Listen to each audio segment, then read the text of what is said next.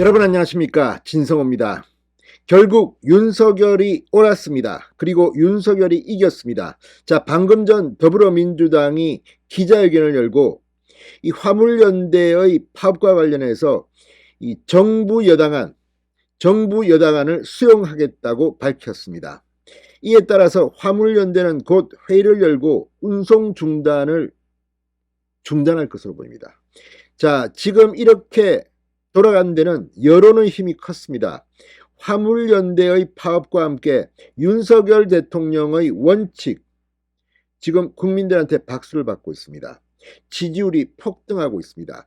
이런 가운데 여론의 부담을 느낀 민주당, 이제 화물연대, 시멘트 등에 이어서 이 정유, 철강 등으로 지금 확대되는 조짐을 보이자 더 이상 이렇게 가다가는 민주당이 박살나겠다는 위기감을 느낀 것으로 보입니다. 다시 한번 말씀드립니다. 민주당이 방금 전 윤석열 정부안을 수용했습니다. 기자회견까지 열었습니다. 화물연대, 민노총 지금 경악하고 있습니다. 멘붕 상태에 빠진 것 같습니다. 진성호의 융단 폭격 시작합니다. 민주당과 민노총을 융단 폭격합니다. 방송에 앞서 아직 진성호 방송에 구독자가 아니신 분은 붉은색 구독 버튼 눌러주십시오. 더 좋은 방송으로 보답하겠습니다. 자, 민주당이 방금 전 정부 여당의 안전운임제 일몰 3년 연장안을 수용하기로 했습니다. 국회 국토교통위원회 소속 민주당 의원들이 방금 전 기자회견을 열고 안전운임제 지속과 경제적 피해 최소화를 위해 정부 여당의 3년 연장안을 수용하겠다고 밝혔습니다. 자, 안전운임제는 화물차주에게 적정 수준의 임금을 보장하는 제도로 지난 2018년 화물자동차 운수사업법 개정에 따라 2020년부터 수출입 컨테이너와 시멘트 두 개 품목에 3년 시한의 일몰제로 도입됐습니다. 일몰제 시한은 오는 12월 31일입니다. 이들은 지금 국회에서 법안 처리 절차를 밟지 않으면 안전운임제가 사라질 절박한 시점이다. 안전운임제 지속이 최우선 과제로 민주당 국토위원들은 정부 여당의 3년 연장안을 수용해 관련 법안을 개정하겠다고 밝혔습니다. 자, 지금 이런 것, 물론 민주당이 일시적 위기를 모면하고 또 다른 술책을 펼지도 모릅니다. 그럼에도 불구하고 민주당이 이렇게 한 것은 지금 여론의 분위기가 심상치 않기 때문으로 보입니다. 자, 이와 관련 화물연대도 집단 운송 거부를 계속할지 논의할 예정입니다. 운송 거부가 곧 중단될 거라는 전망도 벌써부터 나오고 있습니다. 지금 명분과 실리를 모두 잃은 민노총, 화물연대, 지금 윤석열 대통령의 원칙에 무릎을 꿇은 것으로 보입니다.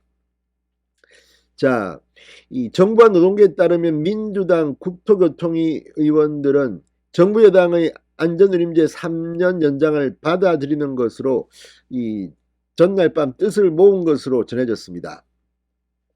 자, 이 화물연대의 운송 거부가 장기화되면서 품절 주유소가 나오는 등 국민 피해가 발생하자 민주당이 더 이상 정부안 수용을 받지 않고는 버티기가 힘들어졌다는 분석도 나옵니다.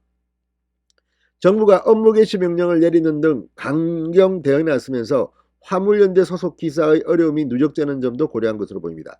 지금 화물연대의 이 업무 기사, 소속 기사들 계속 복귀하기 시작했습니다. 자, 정부 여당은 올해 말까지인 안전운임제 일몰기간을 3년에 한해 한시적으로 연장이 가능하다는 뜻을 밝혀왔습니다.